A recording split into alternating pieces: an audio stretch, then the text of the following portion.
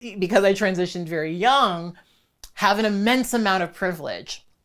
There are a lot of experiences that I have never had that would have made my trans life more complicated because I transitioned so young. So when I think about people who are transitioning in high school or even middle school, those are people who are really set up for success.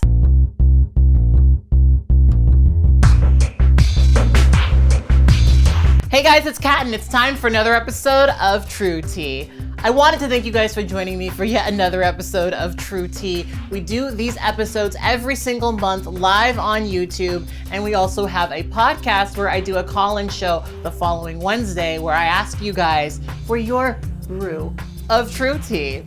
Anyway, I wanted to remind you guys that we do the call-in shows on my Discord. Discord is basically where we've been hosting the call-in shows for the past couple of months. It hasn't been perfect, but it definitely has allowed more people to call in, and it's also allowed me to have a bit of a screening process. So theoretically, it is a better system. Thank you guys for bearing with me as I still figure out how to do all of this. Y'all know that I am, like a 50-year-old when it comes to technology, so I really appreciate the patience. But anyway, we're gonna be having a conversation in this video about a complicated topic. So as per usual, I would highly suggest that you go to your kitchen and grab yourself something to drink.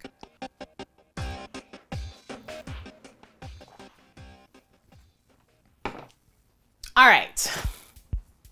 So I wanted to talk to you guys about something that may or may not be a little controversial.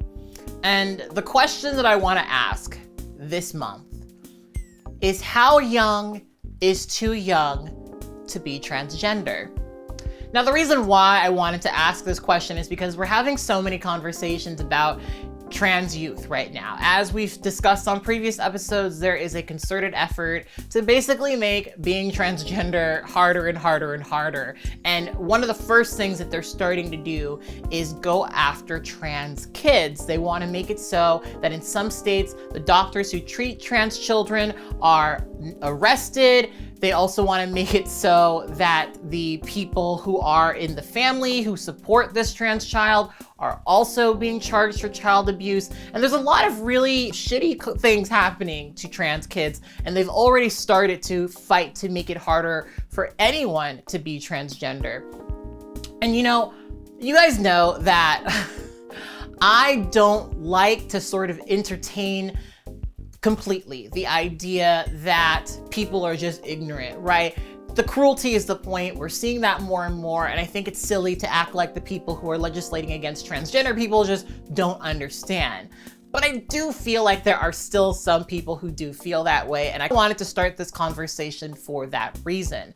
To have a conversation about kids who are transitioning and my own sort of thoughts about it. And as I said, we have a call-in show where y'all can come and give me your thoughts as well. So I guess we can start from my own perspective. If you've been part of this channel for a while, you already know this story, but I transitioned fairly young. I started my medical transition at 19 years old. I started socially transitioning at 15/16, and I kind of started in a very genderqueer, gender fuckery kind of perspective, right? That was part of who I was for a really long time. I identified as queer. I enjoyed sort of existing in the in-between, and that was kind of a loud way that I expressed myself throughout life. And when I went away to college, I had the realization that I wasn't really being honest with myself when it came to that my genderqueer identity, and this is my story, not everyone's, was really based in this desire for me to reach for who I knew myself to be and also maintain a part of the persona that some people had grown to love, because y'all know I was a little bit popular in high school or whatever. So, I really struggled really confidently claiming myself as a trans woman. And when I went away to college, I realized I had no responsibility to be the person who I said I was the day before, and I started to physically transition. And that is something that I'm very thankful I did. To me, I'm 31 years old now. Transitioning is something that I can't imagine not doing. And frankly, even though I transitioned in my mid to late teens, I still sort of avoided a lot of the things that quite a few of my trans elders, quite a few of the trans people who came before me had to go through, because a lot of their experience with transition was transitioning later in life, transitioning often after children, after a marriage, after living a long life being known and seen as a man in society. And because I transitioned so young, I can't really say that society has ever known me as a man. And that has been incredibly beneficial to my life. It's made it so that I have a much easier way moving through the world. And for me, that is kind of the reason I understand why people, when they find out that their child is transgender, want to support them. And let's start out by saying this. I feel like this is really important for me to make clear. I did not grow up with supportive parents, right? A lot of the hurdles that I faced in the earlier years of my life was related to that. A lot of the abuse and the grooming that I eventually experienced was really related to familial rejection that sort of made me feel like I needed to run away and find people who accepted me. And unfortunately, back then, the people that I found were groomers. The people I found were pervy old men who were more than happy to allow me to be who I was around them. And that was that, right? And for me, understanding what my life was, especially during those years, makes it so that I have an immense appreciation for the fact that there are parents right now who are open to the idea of having a child who is transgender, because all I knew growing up was that that was the embodiment of everything my father especially did not want for me to be. Fast forward years and years later, my father and I don't really have a relationship. I might call him twice a year. That's just what it is. That's the relationship that I have. And that rift has made my life harder. The rift between who I was and who my family wanted me to be has made a lot of navigating through the world much harder for me. But I also, because I transitioned very young, have an immense amount of privilege.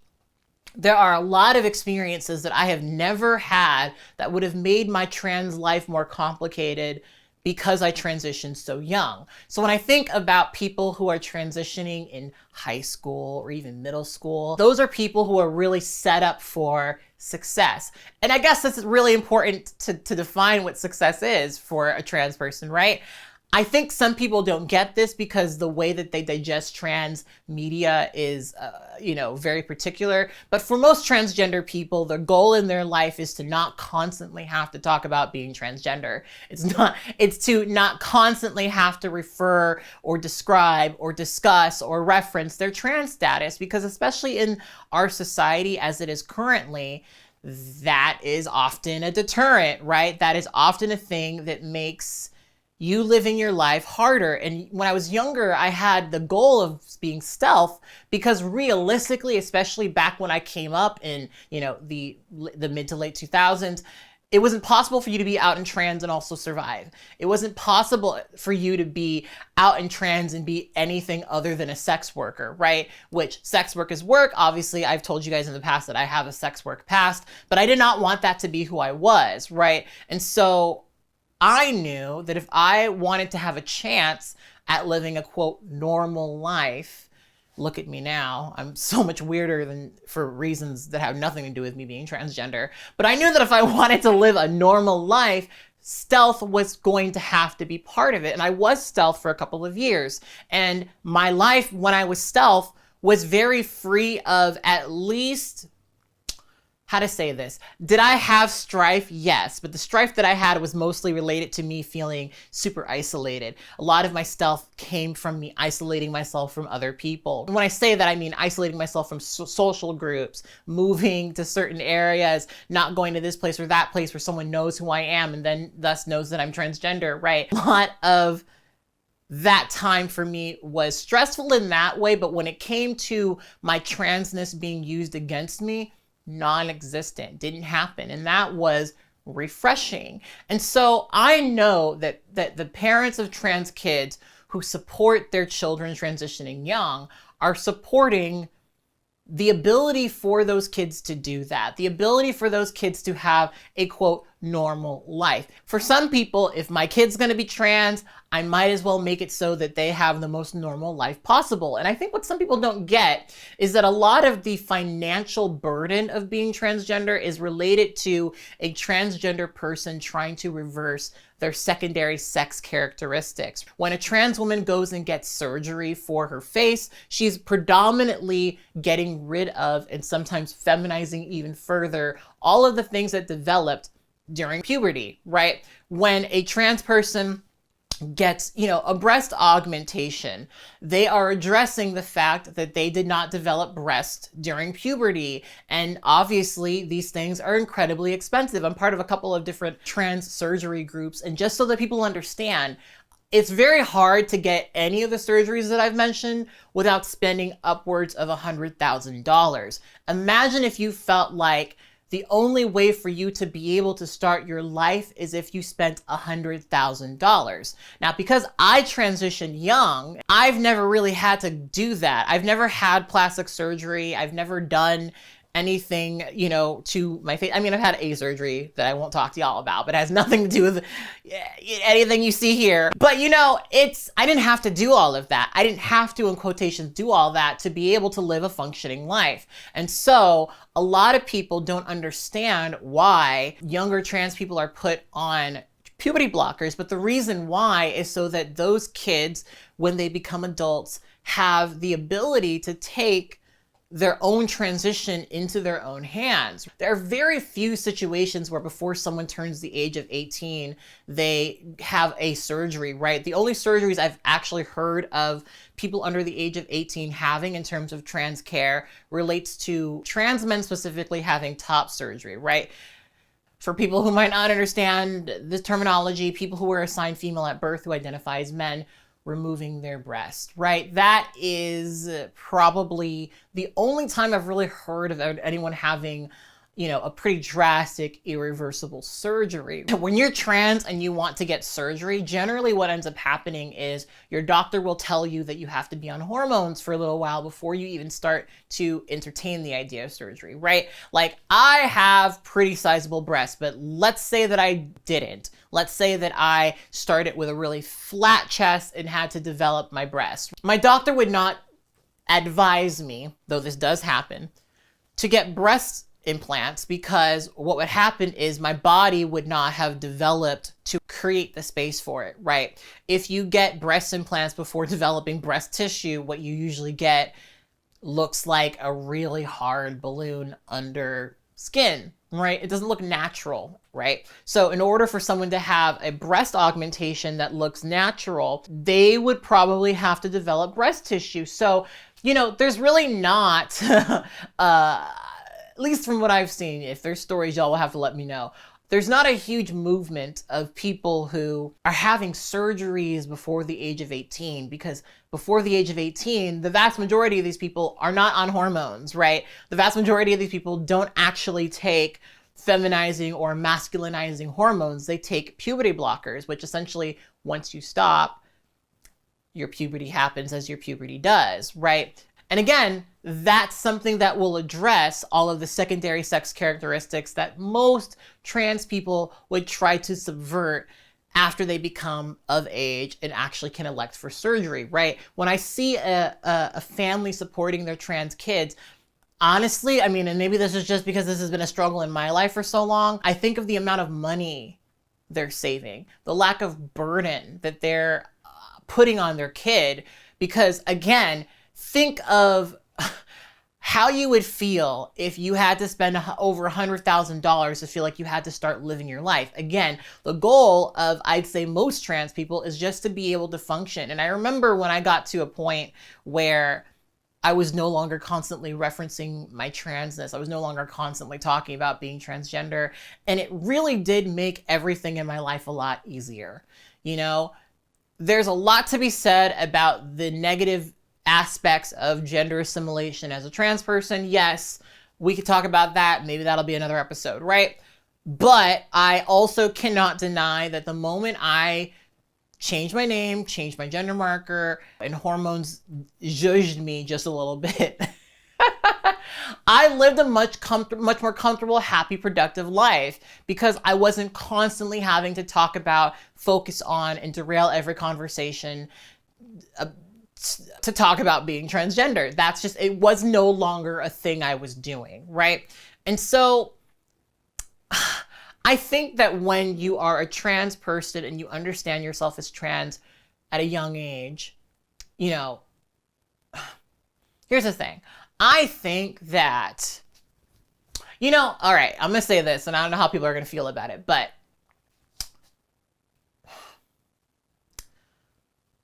to some degree, I think that there is a lot of beauty in being able to explore, right?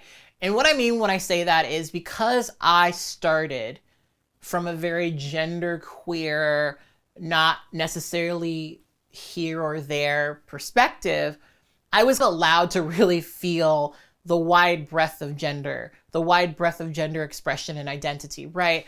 I was able to exist in a very amalgamous way that didn't exactly put labels on it, didn't really say I was this or that, right? And that sort of freedom allowed me to really figure out who the fuck I was, which was a binary trans woman. And I do appreciate the fact that I had that because it just made me understand myself so much more. You know, some people, and I don't know everything about all trans kids, but some people are under the impression that kids are coming to this understanding of themselves very easily and very quickly. Doctors are pushing them in one direction. Society's pushing them in one direction. And I think that's a very interesting thing. I'm not a kid who's gone to a gender clinic anytime recently, but one thing you become very aware of when you're transgender is that being trans is not easy. Being a person who has to pursue these things is not easy. It is actually very distressing. It is actually very frustrating to exist in this way. And like I said, most trans people want to just function. And so they're going to try to do everything they can to do that. And for a lot of people, that does mean assimilating into a binary gender ideal. I don't think everyone should have to be pressured to do that, but I also understand why it happens, right? I also understand why for some people it is safer for them to choose this really, really, really far side, this really, really, really particular, I'm going to fully transition, whatever that means for you, and be the opposite gender of which I was assigned at birth, right? Like that's something that I understand, especially thinking of survival. That makes sense, right?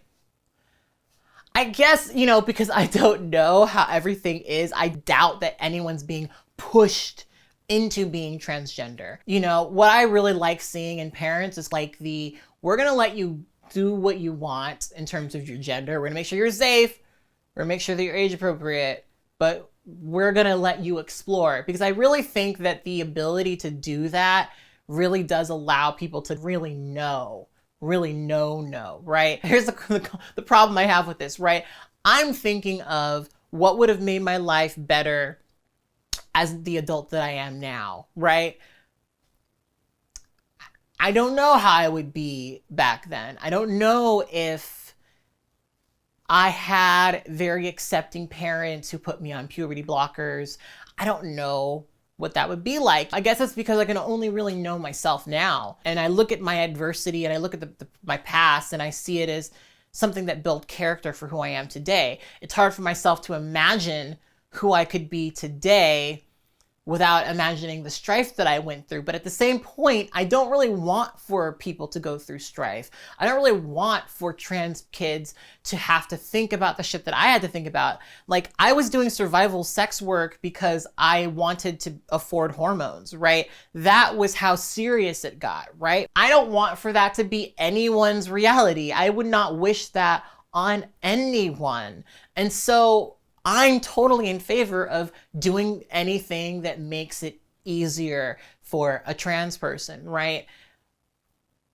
I guess I also can't, on the other hand, walk away from this thought that when I was younger and I had the freedom to explore myself and self-define myself, you know, in a way that made sense to me in the moment, that it really did help me come to terms with who I am now in a way where I could not deny it, in a way where I couldn't even imagine myself being any other way. I'm proud of that experience. So I guess it leaves me with the question mark, right? How young is too young for someone to know that they are transgender? I think we've already established that a lot of kids develop their understanding of their gender at a very young age. I think 6 is the age, right? They have an awareness of their gender at that age. And so to me, it's not totally out of the question that a young person, especially even slightly older than that, might understand themselves to be transgender. But I guess in a way, I do, just because of my own experience, support the idea of having them be whatever makes sense to them in the moment so they can understand themselves further. I think that's probably the most I have to say about this right now, because I guess on one hand, if people are out there pressuring people to transition, I think that's not a great thing. You know, I've talked about this a couple of times, but I know one person who came up in the 80s, and in the 80s, in the space that they were in, because they were a feminine male, people really encouraged them to transition because that was, in the space they were in, the norm. If you're feminine, you transition. If you're masculine, you don't, right?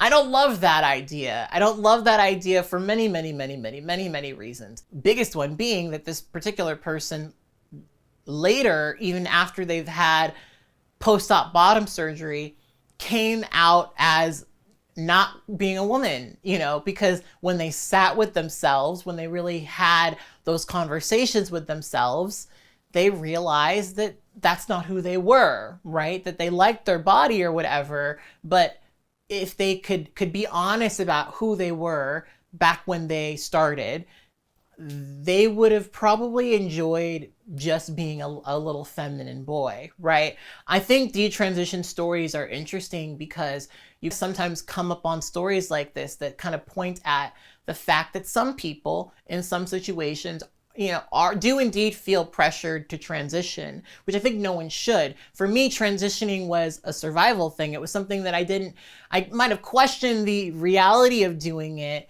but once I fully understood who I was, there was no question about it. I couldn't imagine being anyone other than who I am today. I couldn't imagine detransitioning, but I also had the freedom early on in my life, freedom in quotations, AKA I was doing shit, you know, outside of the view of my parents, to explore who I was and not necessarily make that decision right away. So I guess in some ways I'm sort of divided. So I'm really curious how you guys feel, because I don't really necessarily feel like a kid can't know that they're trans. I think someone as young as 10 can know that they're transgender, as young as 6 can know that they're transgender. But I do also know that there's a lot to consider when it comes to being transgender. There's a lot to consider when it comes to physically, medically transitioning. And so I wonder if telling kids to wait or telling kids to hold off is the worst thing in the world. I don't know. I don't really know. So I would love to have a conversation with you guys about it. Like y'all know, this is definitely one of those episodes where I don't have a here or there perspective. I probably won't fully settle on an idea, but I would love to hear from you guys. So please call in on Wednesday. We're gonna have a whole conversation about this stuff. Y'all call in, correct me, come and drag me, whatever you wanna do. Just come with respect for the show and with the desire to participate in the conversation. On that note, I will see you guys next time. You guys can always check out the full call-in show on my Patreon, where I archive every single episode. So yeah, check me out on there. There's also other stuff that you might like, you know, advanced episodes of True Tea, you know, or whatever. On that, I'll talk to you guys later. Bye.